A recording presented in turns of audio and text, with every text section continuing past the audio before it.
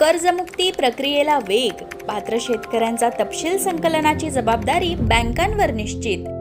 राज्य शासनाने शेतकऱ्यांना दिलासा देण्यासाठी पुण्यश्लोक अहिल्यादेवी होळकर शेतकरी कर्जमुक्ती योजना 2026 जाहीर केली आहे। या योजनेचा लाभ 56 लाख शेतकऱ्यांना मिळणार आहे। योजनेची प्रभावी आणि पारदर्शक अंमलबजावणी आणि वेळेत लाभ देण्यासाठी सर्व व्यापारी बँका व जिल्हा मध्यवर्ती सहकारी बँकांना सहकार विभागाकडून सविस्तर मार्गदर्शक सूचना देण्यात आल्या आहेत। योजनेचा लाभ थेट आणि पारदर्शक पद्धतीने पात्र शेतकऱ्यांपर्यंत पोहोचवण्यासाठी बँकांकडून शेतकऱ्यांचा सविस्तर तपशील मागवण्यात येत आहे। बँकांना युद्ध पातळीवर काम करण्याचे आदेश राज्य शासनाने दिले आहेत। या प्रक्रियेत कोणतीही त्रुटी राहू नये म्हणून बँकांना मुख्यालय आणि जिल्हा स्तरावर विशेष नोडल अधिकाऱ्यांची नियुक्ती करणं बंधनकारक करण्यात आलं आहे।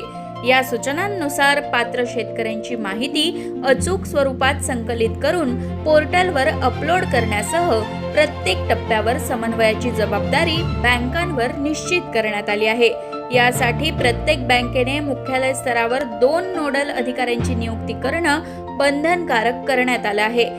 यापैकी एक अधिकारी योजना अंमलबजावणी समन्वयक तर दुसरा माहिती तंत्रज्ञान समन्वयक म्हणून काम पाहणार आहे।